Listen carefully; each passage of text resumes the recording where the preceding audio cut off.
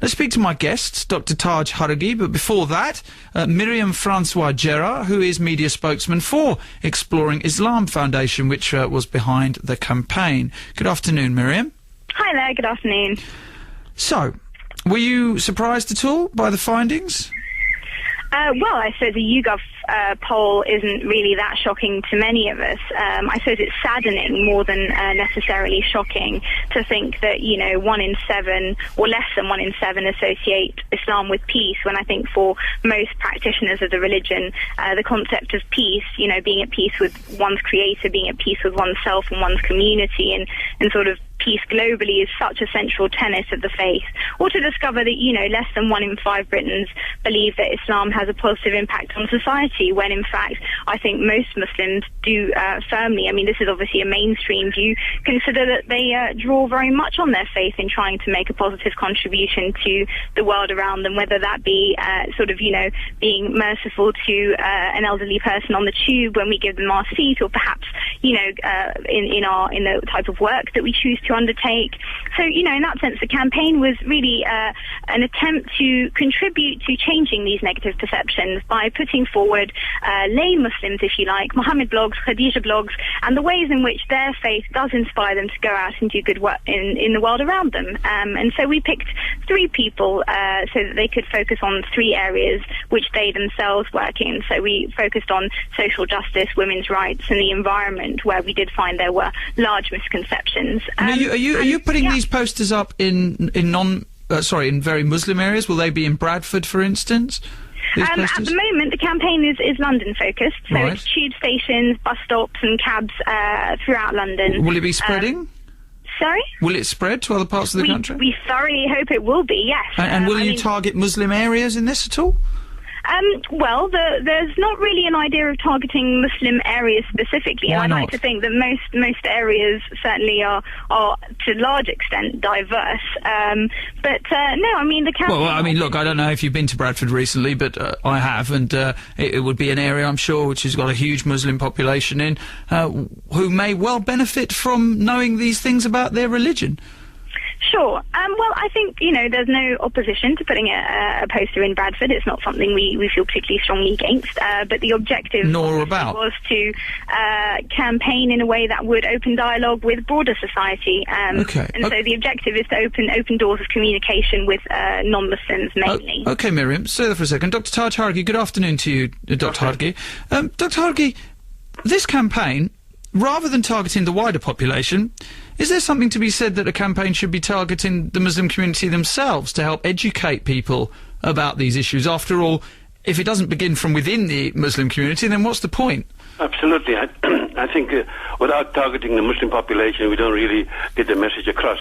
Now, while this campaign may be good in its intent, I think it's just a replica of what Richard Dawkins and atheists done recently with their campaigns. So I think there's nothing novel and new about this initiative. And I think I take your point, and I actually fully agree with you.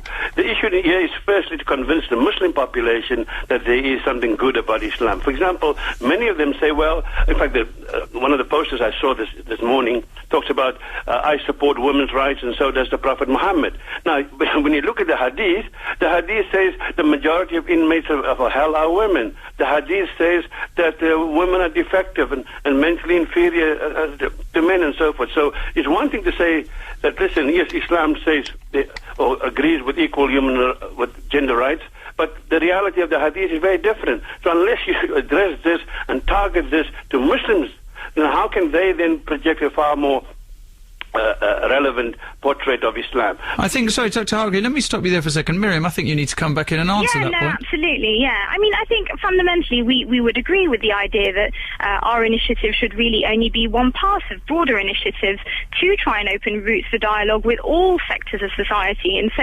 Okay, Myriam, let me just stop you there for a second. You're sounding like a politician there. Answer Dr. Hargey's point. I can finish my sentence. Don't waffle. Don't waffle. Get to the point. The point was, Dr. Hargey is saying there's no point in you putting up this sound bite when the Hadith, there are parts of the hadith which are very questionable, as Dr. Hargey has just pointed out. What would you say about them? Because we encourage people to develop initiatives to target those, but the Inspired by Muhammad campaign is specifically targeted at trying to open routes for dialogue with broader society. And if Taj or anybody else would like to develop initiatives to improve understanding of hadith within the Muslim community or non-Muslim community, that's something we'd welcome. Okay, Dr. Hargey? Dr. Hargey, okay. Right, you're only welcome partnerships. No, I get that. Dr. Hargey? Yeah, this is just begging the question. You see, it's typical. When you ask these people, listen, what are you going to do about the issues? For one moment they say, listen, yes, Islam is this beautiful, peaceful, loving religion. Now, the Quran says there is freedom of faith. The Hadith says, no, if you change your religion, kill him. So the point is one thing that, the Quran says beautiful, uplifting, inspiring things. The Hadith, on the other hand, talks about killing apostates, stoning to death of adulterers. The Quran doesn't say these things. So yes, so we say we are inspired by Muhammad, but what are the teachings of Muhammad as found in the Quran or as found in a suspect, dubious and questionable hadith, which are often forged and fabricated?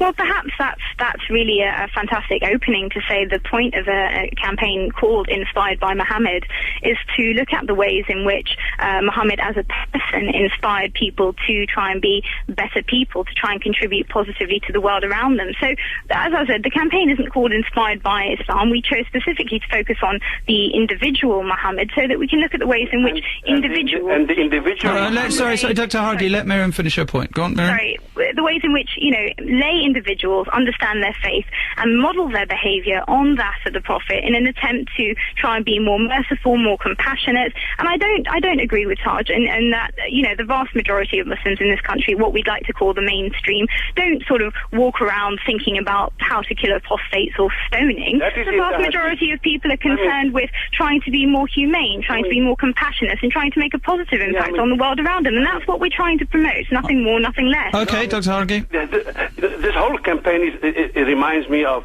moving the deck chairs on the Titanic.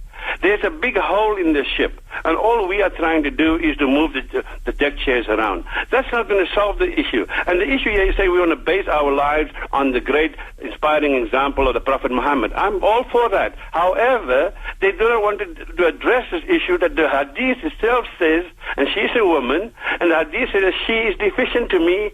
The Hadith says that her kind will be more in hell than my kind. And the Hadith says, women are on the whole subordinate and repressed in Islam. And this idea of the niqab, it comes straight from the hadith, doesn't come from the Quran. This idea of the hijab, even that, the word hijab is mentioned 7 times in the Quran, and not once does it refer to a woman's hair. So I think obviously Taj is okay, Dr. Hargey, Myriam. And that's fair enough. And we understand that there's diversity within the community. And as I said, I think the whole idea behind the Inspired by Muhammad campaign is for Muslims to realise that there are openings there, that we do need to engage with broader society and show the ways in which but you yourself said specifically the model of the Prophet. But you weren't targeting Muslims in this. Which can be of use to the whole. But Myriam, you weren't targeting Muslims in this campaign, were you? This campaign's not about targeting Muslims, is it? No, we've got much more modest initiatives in trying to change the world at this stage. We're a small charity run by, as I said, most of us don't get paid for the work that we do. We're simply trying. Well, you are putting posters up in the biggest city in the UK, so that's fairly immodest, I would say. You're starting big. Well, no, you start with, as I said, they're modest objectives. As I said, we're purely focusing on London, and the objective at this stage is to open up routes for dialogue and to show the ways in which, for mainstream Muslims, the universal values that the Prophet Muhammad conveyed are being used every day to try and make a positive contribution to British society, and that's what we're trying to convey. The problem being, though, Myriam, is that you say that, and you're trying to push this image that all is light out to the non-Muslim community, at which point someone such as Dr. Hargey, who is an imam himself, will come forward and say, well, that's fine, but what about this that Islam says? What about this that Islam says? What about this? And other people, those very people whose perceptions you're wishing to change, will turn around and go, well, actually, this guy here, who's part of your religion, is saying that your religion actually says this, and this, which completely undermines your all is light image.